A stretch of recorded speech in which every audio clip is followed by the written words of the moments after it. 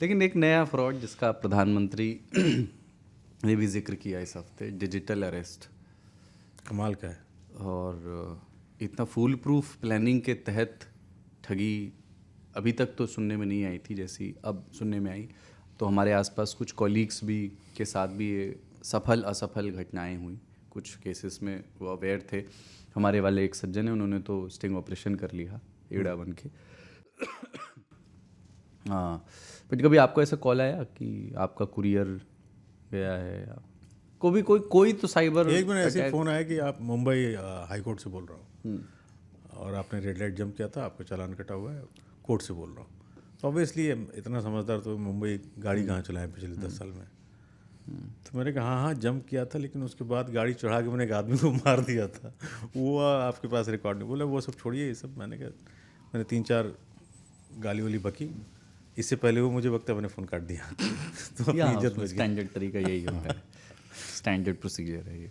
अरे फ़ोन आते हैं यार। सबसे गंदा तो ये लगता है आज के डेट में, आप गूगल पे जा करके अपनी पॉलिसी चेक कर लीजिए, XYZ कुछ भी, उस फ़ोन की लत लगी लग जाएगी। तो मैं फ़ोन उठा के बोलता हूँ आसिफ खान मर चुके हैं। नहीं है, मर गए वो। तो वो कहते आप कौन बोल रहे हैं? उनके भाई बोल रहे हैं। अच्छा तो आप लेंगे ये पॉलिसी? अरे यार हद कर दियो भाई साहब, मतलब शर्म आनी चाहिए इन लोगों को। नहीं मानते। हाँ, वो एक ढिठाई तो है उसमें। मतलब ये जो आप टेली कॉलर्स जो अब वो भी समझ चुके हैं। उनकी कोई फिरकी लो ना, वो भी समझ काट जाते देते हैं खुद ही। हैं, वो भी समझ जाते हैं। लेकिन ये जो ये हुआ है ना डिजिटल अरेस्ट में, कि पुलिस वाला एक बन के आपसे एक्चुअल पूरे सेटअप में पीछे पता नहीं झंडे लगे हैं, गांधी अम्बेडकर अगर की मेरे फोटो। साथ होगा तो मैं मेरा मानना है सच में कोई पुलिस वाला होगा तो मैं उसे फिरकी ही लेना शुरू कर दूंगा। हाँ तो डिजिटल अरेस्ट में फंसने का मतलब पता नहीं लोग, मेरी एक कोलीग ने बताया कि वो ऐसा लग रहा था कि हिप्नोटाइज कर दिया है, सम्मोहित हाँ, कर दिया वो ऐसा ही है। मतलब आप इंफॉर्मेशन धीमे धीमे आपको इंजेक्ट करते हैं, और शुरू में आपको लगता है कि वो आपकी हेल्प करना चाह रहे हैं, कि आपके आधार कार्ड का यूज़ करके कोई ड्रग्स भेज रहा था, चलिए आपको आपका कोई इससे लेना देना नहीं है, एक सर्टिफिकेट दिलवा देते हैं, जिसके लिए ट्राई की ओर से ये कॉल जो है मुंबई पुलिस को ट्रांसफ़र की जा रही है। आपको लगता है ठीक है यार सर्टिफिकेट ले लेते हैं, हमने कुछ किया नहीं, थोड़े 2-4 इन्फॉर्मेशन बताएंगे। वो बात यहाँ से शुरू होती है। बट उन्हीं के सामने एक कॉल आता है उससे, वीडियो। नहीं, वीडियो कॉल तो बात चली रही होती है, वो वायरलेस पे मैसेज आता है आपके नाम से, और आपका आधार कार्ड नंबर बोला जाता है, जिसमें जिस ऑफिसर से आप बात कर रहे हैं उसको ये मैसेज वायरलेस पे आता है कि साहब इस नाम वाले बंदे को अरेस्ट करना है, इसके नाम से, इसका नाम 680 करोड़ के घोटाले मनी लॉन्ड्रिंग में आया है। और इसके 10 मिनट के बाद एक प्रिंट आउट निकाल के उसकी स्कैन कॉपी व्हाट्सएप पे कर देते हैं, जिसमें आपका नाम लिखा होता है और वो वारंट होता है, मुंबई पुलिस की मुहर होती है, FIR का एक नंबर भी लिखा होता है। Digital arrest. तो फिर आपको लगता है कि साहब, फिर वो कहते हैं कि 360 डिग्री अपना रूम दिखाइए और कौन तो नहीं है आपके साथ। तो आप रूम दिखाते हैं, बोले अब रूम को बंद कर लीजिए क्योंकि आपकी हम स्टेटमेंट रिकॉर्ड करेंगे। स्टेटमेंट रिकॉर्ड होने के दौरान कुछ भी उसमें अड़चन नहीं आनी चाहिए। फ़ोन नहीं काट सकते। हाँ, काट नहीं सकते, कोई और व्यक्ति नहीं एंटर कर फ्रेम सकता, से बाहर इसलिए नहीं आ आप सकते डोर को आप। लॉक कर लीजिए। और आपको हर 10 सेकंड पे बोलना है सर आई एम हियर। सोच रहे हैं, तो ये तो एक तरह का सम्मोहन, मतलब हाथ दूर से ही हाथ बांध देना है। तो उसके बाद आदमी इतना नहीं है। कुछ, मुझे लगता है some sort of personal information पे भी उनका शायद एक्सेस होता है, जिसके बेसिस पर ही वो लोगों को ये कन्विंस करते हैं कि हमें मालूम है। जैसे हमारी एक कॉलीग के साथ हुआ, तो उन्हें ये मालूम था करने वालों को कि वो किस मोड ऑफ ट्रांसपोर्ट को यूज़ करके ऑफिस आती हैं, किस टाइम और कितने बजे आती है और जाती हैं। तो वो कैसे भी पता करते हैं, आई डोंट नो, कि वो जो ऐप है कोई अगर यूज़ किया रहा है उसका डेटा क्या एक्सेस उनके पास है। हाँ हो सकता या है, जो वो भी है टैक्सी वगैरह बुक करते हैं। हाँ, तो बट मेरे पास मोस्टली ये कॉल्स पाकिस्तान से आ रहे हैं। अच्छा। इंडियन नंबर होता है, पाकिस्तान से कॉल आते हैं। मेरे पास एक दिन फ़ोन आया, नॉर्मल कॉल आया, मतलब वीडियो कॉल वगैरह नहीं था, पहले नॉर्मल ही कॉल आता है। तो उसने बोला कि सर हम मॉर्गन फ्रीमैन कंपनी से बोल रहे हैं। नाम भी अच्छा वाला है। और मुंबई ब्रांच से उसकी हम बात कर रहे हैं, और हम स्टॉक मार्केट में आपको कुछ फ्री ऑफ कॉस्ट देना कुछ चाहते हाँ एडवाइस देंगे, आप इन्वेस्ट करते ही हैं।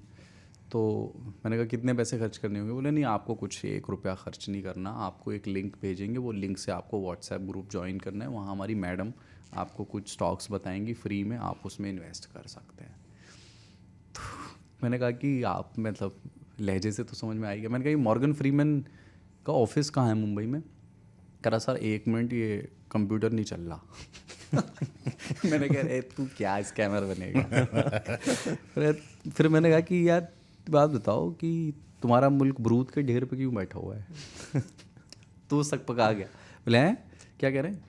मैं तुम्हारा मुल्क बरूद के ढेर पे क्यों बैठा हुआ है? मैंने कहा अच्छा चलो नहीं, इसको फिर एक थोड़ी और बात आगे बढ़ाई कि आधार नंबर वगैरह भी लेंगे क्या। फिर उसने थोड़ी देर और बात की। फिर मैंने कहा कि अच्छा ये बताएं कि वैसे आप ही मानते हैं रमीज़ राजा है तो वैसे कुत्ता ही आदमी? उसी की फिरकी लेना तो शुरू समझ कर में आ गया उसको। तो फिर उसने कहा थोड़ी शराम कर लें। अच्छा तमीज़दार आदमी। हाँ, उसने गाली नहीं दी, चलो थोड़ी शराम कर लें। तो मुझे लगा अब जो स्टेप आगे आएगा वो गाली गलौज का होगा, तो फिर मैंने फ़ोन काट दिया। बट मज़ा आया मुझे वैसे ही पाकिस्तानियों से बात करने, उनके लहजे का मुझे पसंद तमीज़ में ही रहते हैं वो, तमीज़ से। नहीं वो तमीज़ में नहीं रहते बिल्कुल भी। एक भी गाली नहीं दी यार। वो शरीफ और नया आदमी था तभी तो वो क्या, मैंने उससे पूछा एड्रेस बताएं, कह रहा सर कंप्यूटर नहीं चल रहा। वो उसका पहली बार होगा, नहीं तो स्कैम करने में शरीफ तो होना ही पड़ता है ना। हाँ, अगर आप किसी को स्कैम कर रहे हो तो यू हैव टू कन्विंस। गाली दे दोगे तो फिर तुरंत मामला उखड़ जाए। आधे घंटे तक बात होगी, उसके बाद घंटे तक बात करेंगे। वो हमारे एक और कलीग हैं जो नहीं फंसे, मतलब उन्होंने स्टिंग ऑपरेशन किया स्क्रीन रिकॉर्ड करके। तो उसमें वो कहते हैं कि आपका स्टेटमेंट अब हम रिकॉर्ड करेंगे, अब मैं प्रमोद सावंत को कॉल ट्रांसफ़र कर रहा हूँ आप। प्रमोद सावंत आ रहा है, लाहौरी लहजे में बात कर रहा है और आपस में जय हिंद करते हैं वो। जय हिंद जनाब, जय हिंद। तो मैंने कहा यार अगली बार, मैंने उसको कहा कि आप अगली बार करें स्टिंग ऑपरेशन तो यार आप कुछ बोले नहीं, आपको बोलना चाहिए था कि जय हिंद बोल के मज़ा ही आ गया। नहीं मतलब थोड़ा टीज करना चाहिए था पाकिस्तानियों को भी। वो दृश्यम में ना पुलिस वाले का नाम सावंत उसने सर्च किया होगा। फिर उसने किया होगा कि सावंत सर्च किया तो सबसे ऊपर प्रमोद सावंत गोवा के सीएम उनका नाम आया। तो फिर उन्होंने प्रमोद सावंत कर दिया।